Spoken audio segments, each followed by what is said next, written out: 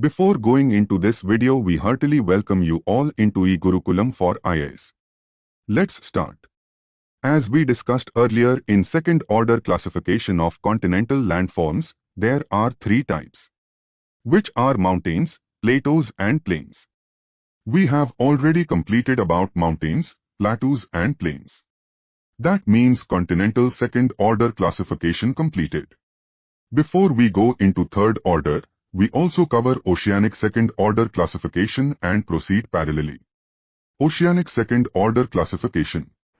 These are briefly divided into 8 forms, namely Continental Shelf, Continental Slope, Continental Rise, Abyssal Plane, Mid-Ocean Ridge, Trench, Seamount Guyot. Firstly, Continental Shelf.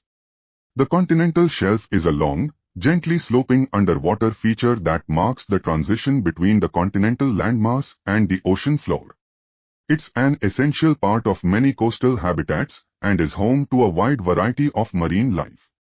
Many people rely on the resources provided by the continental shelf for their livelihoods. Commercial fishing is just one example. The continental shelf is a significant source of seafood for many countries. Continental Slope. The continuous sloping portion of the continental margin, seaward of the continental shelf and extending down to the deep sea floor of the abyssal plain, is known as continental slope. It extends between the depths of 180 meters to 3,600 meters. They have very little deposits of sediments on them due to their steepness and increasing distance from the land. Continental Rise. Beyond the slope is the continental rise, having similar shallow gradient as the continental shelf, but much narrow, about 20 kilometers wide. Abyssal Plains. Abyssal plains are the extremely flat and featureless plains of the deep ocean floor. Abyssal plains are considered as the levelest areas on the earth. They cover a major portion of the ocean floors between the depths of 3,000 meters to 6,000 meters. Submarine Ridges.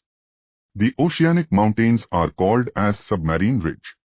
They are linear belts occurring near the middle of the oceans and are also called mid-oceanic ridges. The oceanic ridge is the site of frequent earthquakes. Volcanism is common in ocean ridges and it produces many relief features. The Mid-Atlantic Ridge is the largest continuous submerged mountain ridge which runs from north to south in the Atlantic Ocean. At some places, the peaks rise above the sea surface to form islands. Seamounts and guyots. Submerged volcanoes with sharp tops are called as seamounts. Sometimes they rise above the sea as isolated islands. Hawaii and Tahiti Islands are such exposed tops of volcanoes. Seamounts with a flattened top are called as guyots or table mounts. Submarine trenches. The ocean deeps are the deepest part of the ocean. These trenches are not always located in the middle of the ocean basins. They may be very close or parallel to the continents bordered by fold mountains. They are usually found adjacent to the areas of volcanic and earthquake activity. Great earthquakes and tsunamis are born in them. The Pacific Ocean has the largest number of trenches. The Mariana Trench in the Pacific Ocean is the deepest known part of the world.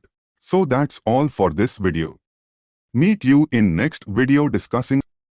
Thank you for watching. e-Gurukulam signing off.